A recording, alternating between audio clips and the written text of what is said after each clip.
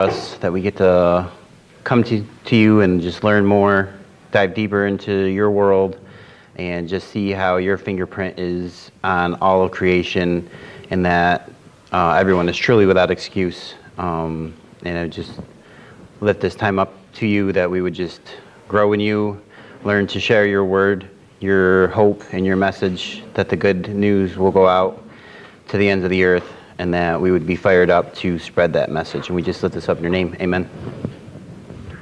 All right. Well, I can catch you guys up when we get the notes. But so who remembers what we talked about last Sunday? God. Same answer my children give me every time I ask them what they learned in Sunday school. It's either God, Jesus, what do you got? Science stuff. So we were looking at the universe and what problems the natural scientists have with the Big Bang Theory. We looked at our galaxy and the issues with the arms spinning and them not being able to explain why we still see the arms in our galaxy. Then we looked at our solar system. We looked at a couple of moons from Jupiter and how that shows that our solar system can't be that old. We looked at the electromagnetic field of the Earth, and if you take the rate of decay, how much it's losing power since we've been measuring it. If you go back 10,000 years, the electromagnetic field that surrounds the Earth, that protects us from the sun, would be so energetic that the Earth would be molten rock. It would be that hot. So now we're going to get into what the actual Earth says, but I have like one or two more stuff around the Earth before we get fully into the Earth. So we're going to start out with covering those, and then we'll get into the Earth. So I got a question to ask. Oh yeah, forget, we got to do the clicker. How old is the cupcake? Can anybody guess how old that cupcake is? What do you got? 5 minutes. 5 minutes? Why do you say 5 minutes? Why do you say 5 minutes? I don't know. Someone's. Last much longer in his present. What do you got, Pastor? If you got that at Tops or Wegmans, it's 2 years old. 2 years old. If that's sitting at Cafe 19, it's less than 5 minutes old, because if it's older than that, it wouldn't be there. Someone would have bought it already. So when you look at a cupcake that somebody baked and put on a table, and you walk into that room and see that cupcake, there's no birth certificate on that cupcake. There's no, this is when I was made. You have to judge how hot it is, maybe look and see if as it's cooling, because when cupcakes start to cool, the surface cracks. You can start to see age in if it starts growing mold or anything like that. So there's nothing that specifically says how old the cupcake is, but you can look at evidence to try to figure out a rough estimate about how old the cupcake is. And that's what this whole series is about, is there's no one silver bullet that shows the Earth is this old or this young, but there's evidence that points to a case that it is young. And it's just adding up all the evidence. Hold on, let me get. How old is the cupcake? So how old is how old is the cupcake? It's a question mark. That's the answer. We don't know. Because the cupcake doesn't come with a birth certificate. So answer number 2 is we can only look at the evidence that suggests its age. And in a court of law, we would look at the weight of evidence. So as most of you know, that I've been fighting a legal battle, and when I put my case before the court, it's what evidence can I put to the court to show my side of the argument. And when you're dealing with naturalistic science and creationist science, it's looking at the evidence, seeing where the weight is, and making a decision based off of that. So comets, that was one of the ones that I didn't get to last week that I would have liked to have gotten to, so we're going to do it now. The tail of a comet, who's ever been out at night and seen a comet as it was, who's seen like Halley's Comet, or I got a chance to see Halley's Comet when it went through the last time. I think it was Halley's Comet. But so as the comet gets closer to the sun heats up the rock is basically just a rock with ice, and it heats up the ice, and that tail that you see is pieces breaking off of the comet. So let's see where we're at on the. So the tails are made of frozen material. Outgassing is what they call it. That's just breaking off pieces as it gets closer to the sun. A comet can only have a limited, which is answer number 2, size or amount of material, and loses that each trip around the sun. Limiting its age is the second answer to number 2. So as it's traveling around the sun, it loses a proportion of its material, goes back out into the solar system, comes back around again. Halley's Comet, it's every 70 years, I believe, that it makes its trip. So that trip, each time it's losing weight, it limits how old the comet can be. So the upper ranges of comets are, this is your number 3 answer, tens of thousands of years, and some less than even 10,000 years. So there's a range of less than 10,000 years, and some of them can be as old as up to 10,000 years. Is there more copies of the handout?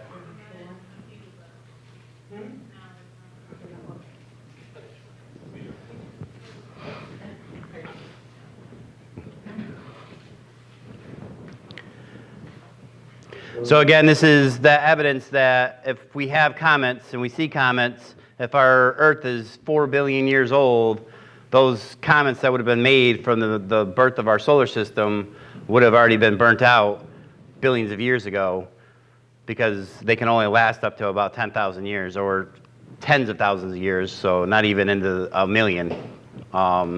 They argue that there's a way for comets to be created, that there's a belt of just basically material that every once in a while will kick out a comet.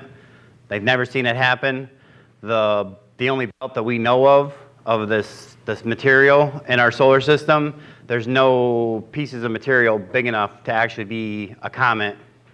So they theorize of another belt farther out of our solar system that we've never seen, that we don't know exists. They have to say that it exists to make their model continue to work. So it's just kind of interesting that anytime they get faced with well, that doesn't add up, they just theorize a solution, and then it's the solution, and they move on. They don't think about that not working. So, all right, the next thing we're going to look at is the moon. Is the moon locked at a fixed orbit around the Earth? Does the moon move? Yes. It's moving slowly away from the Earth.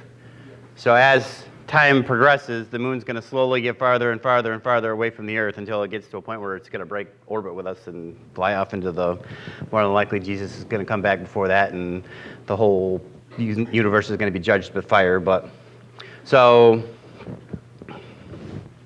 I forgot I wasn't clicking through. There's a beautiful comet. So that's the moon next to the Earth. So the recession of the moon, the gravitational pull of the moon creates a tidal bulge. So it kind of like pulls away from the Earth a little bit, which causes the moon to slowly spiral away from us. So in 6,000 years, it has only moved 800 feet away from the Earth. So in a new Earth mindset, the moon spiraling away from us isn't a big deal, because in the 6,000 years that the Earth has been created, it's only moved 800 feet away from us. But in a naturalistic mindset, you have a major problem, because the moon would have either 4 billion years would have already been gone, or when you start where the moon is today, if you start retrograde, like if you start looking in the past to see how far it was in the past, it's moving closer to the Earth. There's only a certain amount of time until the Earth's gravity would pull the moon to collide with us. So there's only like a small window of time that the moon could be spinning around us. So, and that goes back to that argument that we were talking about last week about entropy, that every system is breaking down or falling into chaos. This is evidence. The comet, because they break down, that's an evidence of entropy. Because they're breaking down, it shows that they can't be there like they are if we're in an old system. And then the same with the moon. It's the entropy, the system breaking down, the moon slowly getting farther and farther away from us. So that gravitational pull is no longer as strong. So, next. So, gravitational pull of the moon creates a tidal bulge. You were talking about this happened, right? Yep, To the Earth, yep. as the moon pulls away, that stops? So the moon causes the tides. So 6,000 years ago, that tidal pull would have been stronger. And it also, that tidal flex that I was talking about, that heats up the planet a little bit, or a moon a little bit. If the planets are closer and there's a stronger pull, it's going to be more of a pull, more of a movement and friction. But as it slowly pulls away, it's going to be less. So yeah, the pull that the moon's having on the Earth will slowly cause that bulge not to be so pronounced. What are these fill-ins for the moon? It is not blank. It is not locked in the rotation. It is slowly moving away from the Earth. And it's not an issue for creation because 6,000 years it would have only moved 800 feet.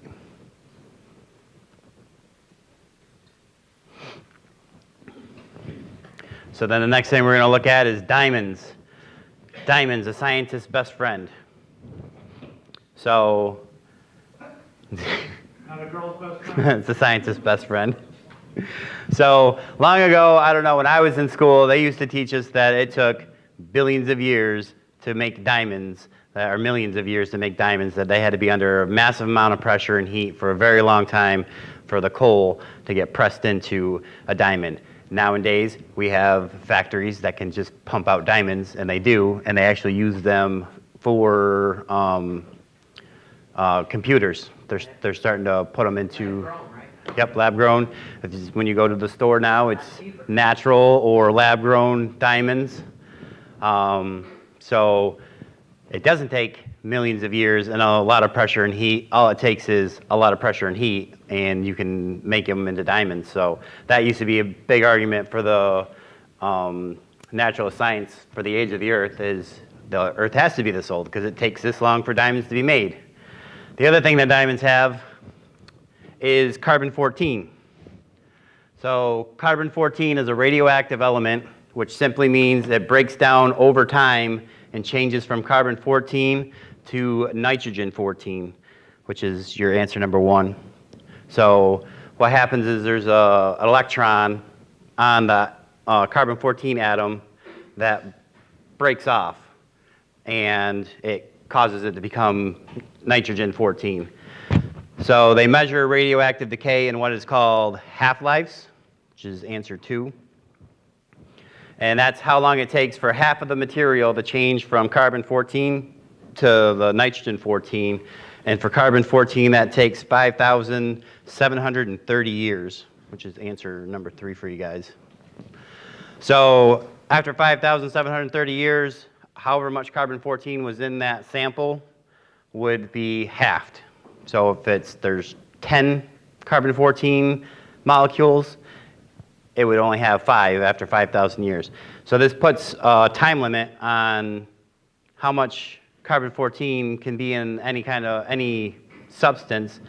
And for naturalist scientists that believe the Earth is billions of years old, you shouldn't be finding carbon-14 in anything that is older than probably, the math is like 53,000 years old.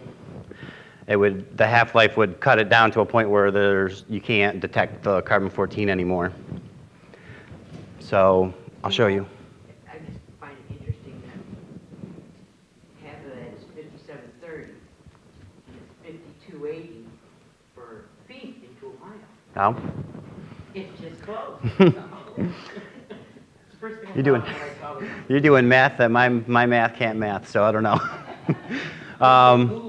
So yeah, so 57,000 years, it would be undetectable. That's the process. You see the carbon-14, it loses an electron, and then it becomes nitrogen-14.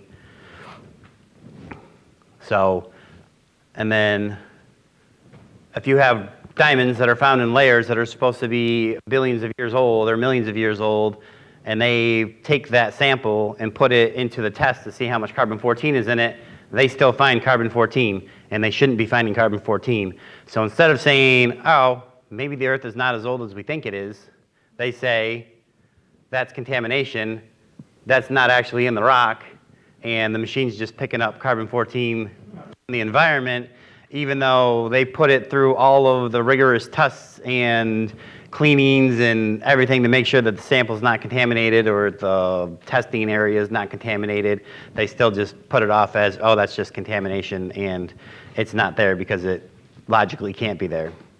So it's just very interesting. So the next thing we're going to look at is the Grand Canyon. Did I get all the answers to the diamonds? I don't think there's a, yeah, I didn't put a blank in there. I just, that's, so, no, it's just stating we find carbon-14 in diamonds found in layers billions of years old, which is a major problem for science, but they don't want to deal with that issue. So, what do you got? Number one after, yeah, it's not locked. Oh, for comments. Outgassing. Outgassing. That's what it's called when the tail, when you see the tail, it's just material warming up and breaking off of the comet. The scientific name for that is outgassing.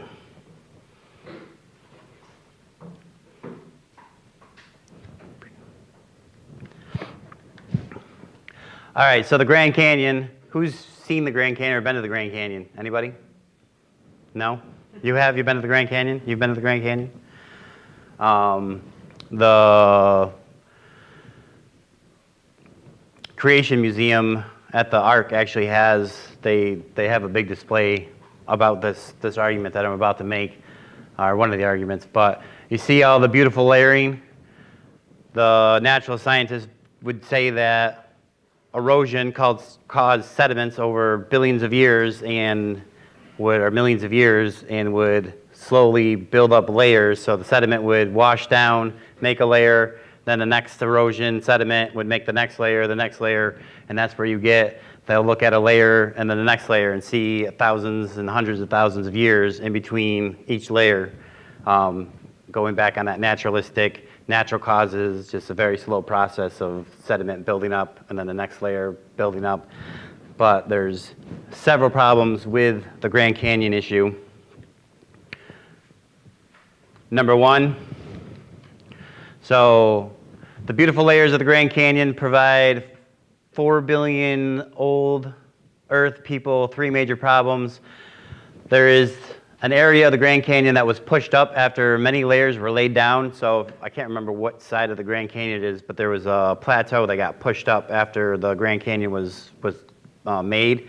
So you have all these sediment rocks that are a nice plain layer going this way, all of a sudden go up like this as that plateau pushed up underneath the layers and caused them to raise up. So in science, when that happens, sedimentary rocks are rocks that are just sand that get compressed by the higher layers. So the layers at the bottom would have already had to have been, if it's thousands of years old, would have already been turned into sedimentary rocks and not just sand layers. And when that pushes up, it causes a whole bunch of heat and friction, and it would turn those layers into metamorphic rocks, which is where we get metamorphic rocks from. I don't know if anyone remembers earth science back in the day, but you have sedimentary rocks, metamorphic rocks. So the issue with the Grand Canyon is there is no metamorphic rocks there. It's all still sedimentary rocks, which shows that those layers had to be young and not very hard for them to be able to just slowly get pushed. And what about a vibration from an earthquake maybe further away, that it wouldn't damage you, but it would lift it? So, if you have a plateau pushing up through it would have caused all kinds of seismic activity as it was pushing up through. So it wouldn't have been just that? What's that? It wouldn't have been just going up. It wouldn't cause that? So as there was something underneath, there was a piece of rock underneath the layers that pushed up to make a plateau. So those layers, when they got pushed up, would have turned into metamorphic rocks, but they're not. They're still sedimentary rocks. So it shows that those layers weren't solid yet. They were still soft rock, or just sand layers that got moved up when, so, and they can't explain why that's not metamorphic rocks. Well, that's why I asked about it. Maybe, I don't know, but I thought if an earthquake hit somewhere away, and with the vibration that caused it, not just that one part area. Well, I'm saying what caused it to do this was that rock layer underneath that pushed up and created the plateau. So as it was pushing up, it just took those layers and did this with it. And then you can still see the perfect layers just tilted up. So it was because that layer was pushing up through that caused. So your answers for 1 would be sedimentary rocks. So then our second issue that older science would have is that these layers are very well defined. They're, anywhere you look in the Grand Canyon, you can see perfect lines of where the layer was laid down and then the layer on top of it was laid down. But the problem is if that one layer was at the top of so a layer got laid down and it was waiting for thousands of years for the next layer to get laid down, you would have erosion. You would have what's called turbation. So those are going to be number 2, erosion and turbation. So turbation is a fancy word for animals burrowing, tree roots going down through the layers. You would see that disturbing of the layer. You would see these parts where it breaks, and you don't see that.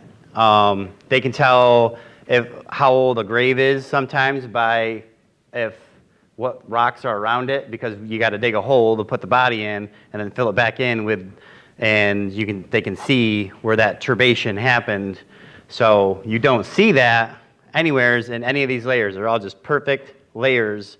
You don't see where rivers would have washed through and cut into and then layers were added on top of that. They're all just straight, flat, perfect layers. And that can't happen if it's just thousands of years waiting. Erosion's going to happen, turbation's going to happen. It's not just going to sit there all perfect for thousands of years waiting for the next layer to. Have you seen the Genesis History movie? Dr. Bill Tackett did a few years ago. He also did one called Mountains After the Flood. And talk about that coconino sandstone layer in the Grand Canyon. You can actually find evidence of that same layer, or if there's like a bending, I haven't seen it in a while, so there's like a bending of the rocks itself. There's evidence of in Europe, in Asia, all over the world. Yeah. And there's no explanation for that other than it all happened at the Same time. Kind of was- Yeah, and I didn't get into it in this discussion, but there's a scientist that works with the Creation Institute, which is in Texas. I think they're out of Dallas. And he works for oil companies, and he would go around to different places in the world and drill core samples going deep into the earth. And he became a Christian from a lot of what he was seeing from his core samples, for that very reason, that as he was doing all these core samples on Europe, on Africa, and Australia, all over the place, I think he said he hasn't done a core sample in the Arctic, which he wants to do. But you see the same layers all over the place, and he was like, there's no way that all those layers would be in the right spot at the right time unless it all happened at a big event at the same time. So, but What is, Scott Hughes deals with the great unconformity, where the scientist literally says missing millions of years of layer. Like layers are just gone. missing. Unexplainable missing layers over millions of years, like strata that should be there is not there. And that's their explanation. It's the great unconformity. The great unconformity. So the funny thing is, and the reason why they do that is they don't want to admit to catastrophes, because naturalistic science is a slow process over a long period of time. So a catastrophe like a mountain or a volcano exploding, they don't want to take those into account, or a major flood, like ripping out huge layers of of sediments, they don't want to take those into account because then it puts it one more step closer to, well, if there was a major flood that flooded all of North America, why couldn't there be a flood that flooded the whole world? So they don't like going down that road. So they kind of, some are starting to get into a little bit of a, yeah, we have to recognize these catastrophes do happen and can change, but it hurts their argument in the long run. So, so number 3, we have witnessed a major catastrophe going into. Does anybody remember the eruption of Mount St. Helen? I was not born yet. 4 years before my time. But I do remember there was a movie. Was it Dennis Quaid played in? I can't. What's the name of the movie? Do you know? Dante's Peak. Yep. That reenacted. What's that? Oh, was it Pierce Brosnan? Oh, sorry, Pierce Brosnan, as I was. There you go. So you know exactly what I'm talking about right now. So Mount St. Helen, it exploded, and then as it exploded, all of the side of the mountain got kicked up into the air and then dropped back down onto the earth. And within one day, all of that ash and rock and everything that fell back down layered out perfectly, just like the Grand Canyon. There's no turbation, there's no erosion, there's just perfect layer after perfect layer after perfect layer. And then it was like, I want to say it was like a couple years later or a couple months later, I don't remember the exact timing, because you had all those, you had the ice cap on top of the mountain. When it all exploded, it ended up melting and going into, it made a big, basically like lake at the top of this mountain that it broke and washed through all of this now recently settled layers and just cut right through it, and it looks exactly like the Grand Canyon, to the point where that's what the Creation Museum at the Art Museum did, was they took basically a picture of both and reproduced them at the museum, so you can see side by side how close both rocks faces look. Where's the Art Museum? The Art Museum is in Tennessee, I want to say. Kentucky? So, what's that? Yeah. That's a road trip. Yeah, that's a you go there. I would suggest probably if you were going to do it, because there's I think 3 things attached with the museum that you could spend one day at each place. Is it Louisville? So I could look it up real quick on my. It's like adjacent to Cincinnati, Ohio. Oh. So, it's right down in that tri. Yeah. Ark Encounter. Deja vu. Williamstown, Kentucky. You just knew you were Williamstown, Cincinnati, what's the other one? Tri. So this reshaped a lot of that, and this is why some of the scientists that are naturalistic science are starting to incorporate catastrophism, because this is such a blaring, obvious example of layers being laid down super fast and the erosion happening within a year that they can't ignore it, but they don't like it because it shows that the Grand Canyon could have been made by a major catastrophe, and they don't want to look at that. So, just yep. So here we go. It said Mount St. Helens erupted in 1980, throwing large amounts of mountainside into the air, settling out into distinct layers in hours, looking exactly like the Grand Canyon. So, and then the mountain snow caps melting, causing the river to flow through and cut through all the fresh layers to look like the Grand Canyon.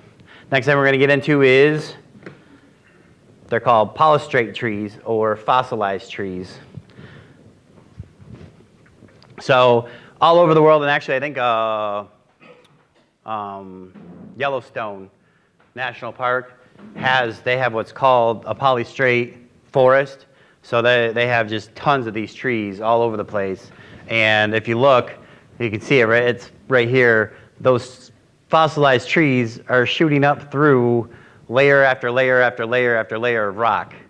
So each one that you look at, you can see the layers where they're just growing up through the layers. So the only way that could have happened is that tree had to have died, thousands of years just stood there, not rotting, not decaying, as the layers slowly built up around it, which makes absolutely no sense. So this is a major, major problem for naturalistic old Earth scientists. They don't have a way to explain it. And the Mount St. Helen actually produced this exact thing. So all the trees that got wiped out from the explosion, they were all laid down. And then when the flood came through the water, it caused them all to sit up like this and then get washed down. And then wherever they stopped like this. And then all the sand just built up around it as the water slowly settled out. That's pretty cool. So it shows exactly how a polystrate tree happens, is based off of a catastrophe that causes the trees to get knocked down and then a flood to pick them up and put them this way. And the reason why they sit like this, it's kind of funny, they're actually upside down. And when you look at them, they'll be upside down. And I don't have a picture of it here, but a lot of times you'll see the fossilized roots at the top of so the roots will cause the tree to float this way because there's more mass. So it floats like that. So it puts the trees all upside down. So they have no way of explaining why all these trees are upside down through layers and layers and layers. I don't know if they think men in the first non-monkey man dug holes and put these trees down into rocks and then buried it back up. What's that? Oh yeah, the aliens, that's right. So this is a major argument for a young Earth and showing that the flood is a real thing, and this would be what we would see and expect.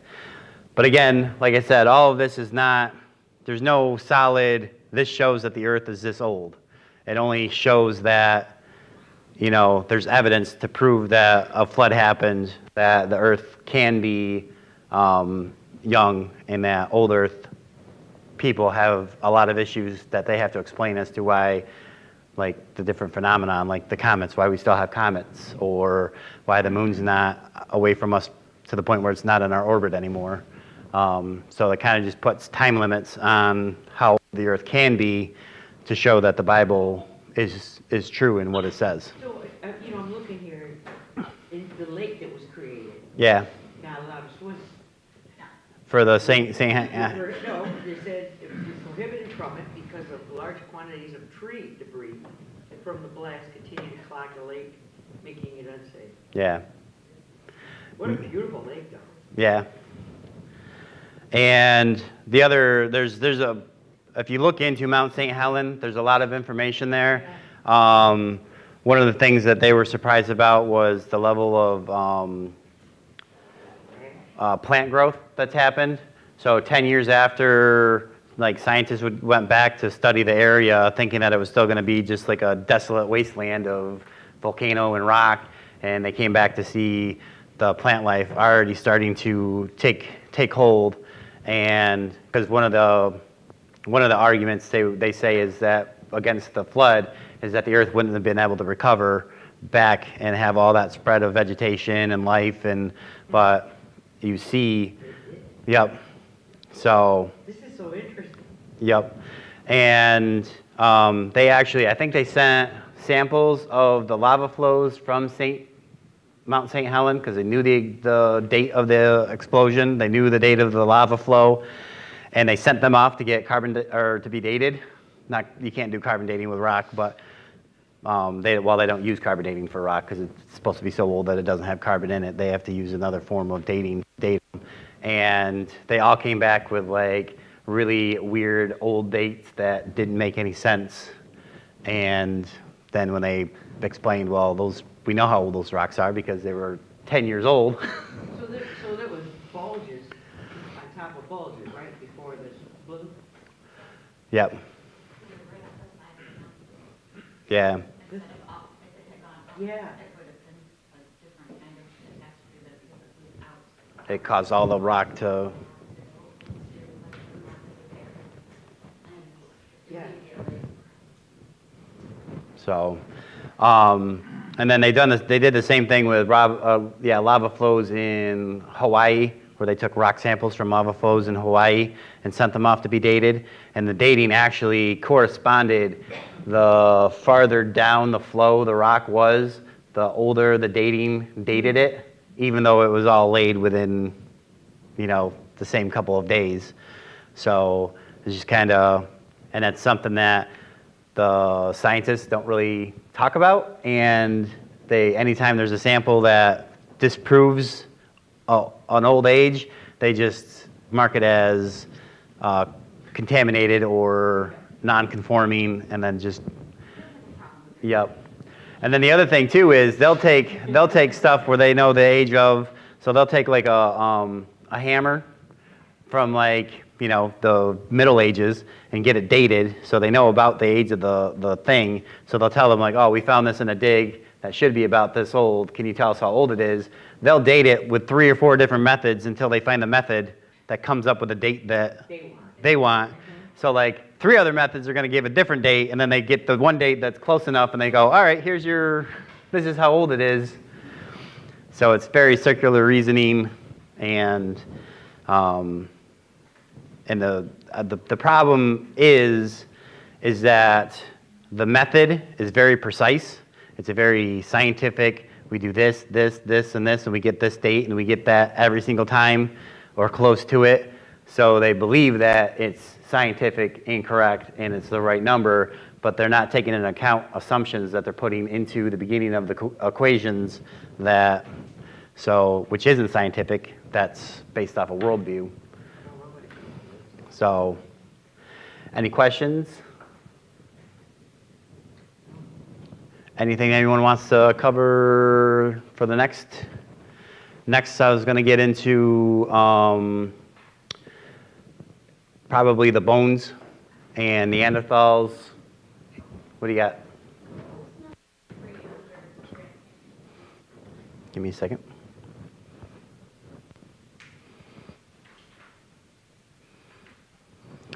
Canyon taking only one day to lay down all the perfect layers. God bless you.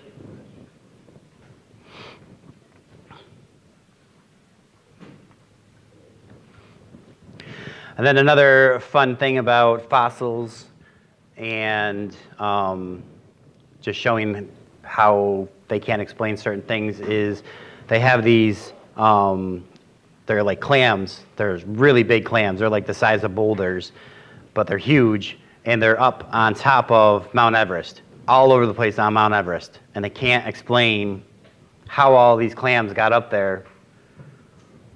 And you see it all over the place. But the funny thing about clams is when a clam dies, its muscles relax. So the muscle actually keeps the clam shut. And then when it dies, it opens up. So anytime you find clam fossils, what you always find is them in the closed position, which means all of these clams died alive and buried quickly for that to be, because if, say, they died and they were just sitting on the sand, it would slowly start to open up as they died. But all of these were buried deep enough when they died that they weren't able to open up.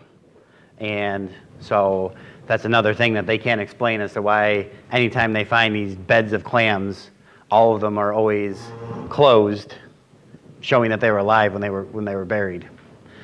So, and then that's another lie that I remember back in school was it takes thousands and thousands of years of a bone being inside the dirt to have the minerals replace all of the live tissue to cause the fossilization. But you can actually, they have done it, you can bury something, you have to bury it deep enough, like I think it's around like 10 feet of sediment on top.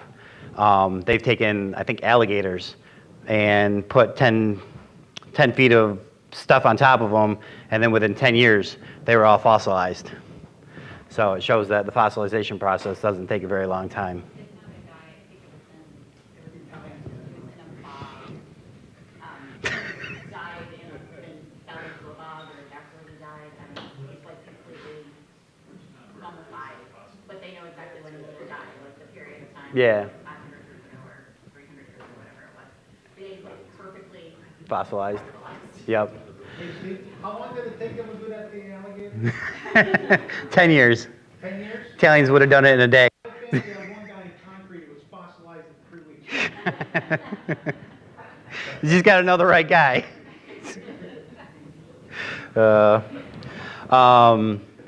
And then another, I'll get into it now, another interesting thing with fossils is they've always said that like dinosaur bones are millions and millions of years old. A scientist did the unthinkable because there's only so many dinosaur bones that we have, or fossils that we have. They don't want to damage the specimen. Well, they cut into the fossil and they found soft tissue inside the fossil, which under any, like the best conditions possible, soft tissue due to decay, no matter where it's at or how it's preserved, can only last tens of thousands of years. It cannot last millions and millions of years. And I think it's like 10,000 years is like the longest it could possibly last. And they were like, well, that was just a fluke thing, or that was contamination, which is always there. So then other scientists decided, hey, if they did it, I'm going to do it. So every time they break into one of these fossils that are supposed to be millions of years old, they keep finding soft tissue, which is scary because that means they can find DNA, which means they can go Jurassic Park, which they've already started trying to do with dire wolves and mammoths. So maybe we should let all of our children watch Jurassic Park just so they can warn the scientists not to do the thing. But just kidding, I'm not endorsing the movie. After Pastor just did a message on not watching scary movies. But so it's really interesting that they cut through these fossils and they find live tissue, soft tissue that should have been either fossilized or destroyed millions of years ago that still exists. So it shows, and what they're, instead of saying, oh, well, it can only last 10,000 years, so it must be a newer bone, they say, oh, I guess we're wrong about how long soft tissue can last, and it can last millions and millions of years, even though we can't prove it in a scientist. You can't prove your right case to science. That's why even the words, like one of the things that brought up in that book I keep mentioning, he starts with a glossary. Yeah. And he says, this is what these things mean. And science continues to tweak the definition of many of these words and things like you just said.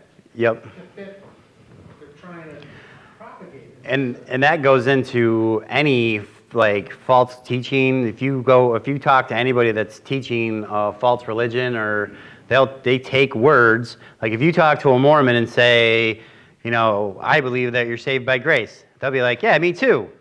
But their grace is not our grace. It's a tweaked word. It's grace plus whatever works. So the grace to them is. I talked to one of them that gave you the most interesting definition of the Trinity. Yeah.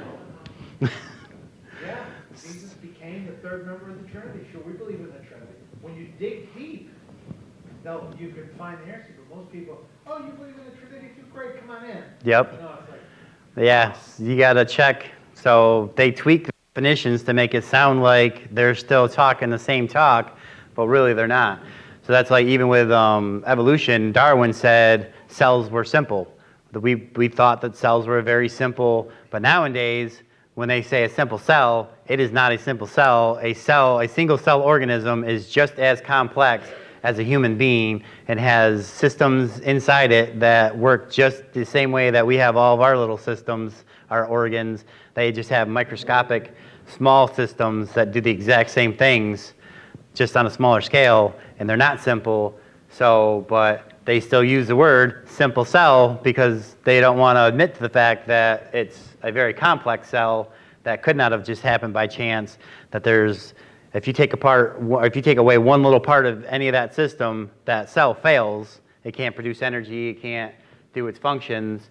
So each system had to be there at the beginning and not slowly develop over time, and they don't want to admit to that, so they still say simple cell. So if you ever hear... So definitions are important, and what they stand for is important. For example, this very well-meaning lady once asked a local Englishman about renting a country cottage, and she saw the letters WC in the rental description. Not knowing their British customs, she thought it meant the Wayside Chapel. But she wrote the owner politely and said, can you please tell me where the WC is located? I want to know if it's close to the house. The landlord, also unaware from this understanding about she replied, the WC is located about, he didn't know, but the WC is located about 2 miles from the house. It's quite large and can accommodate several people at once. It's open on Sundays and Thursdays, and many people bring their lunch and make a day of it.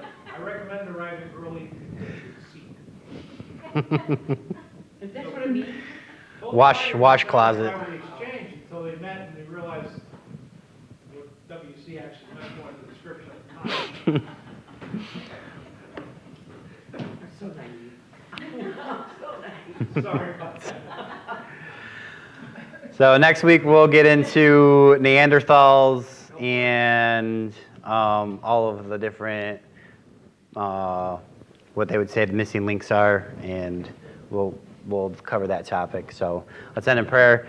Dear God, just bless this time that we have. Pray that chapel goes well, that we get to learn more about your word, and that we just grow stronger in you, put our trust in you, and go throughout this week with strength and renewal to face what we have to face. So we just lift this up in your name. Amen. Sorry. You're fine. Bigger legs.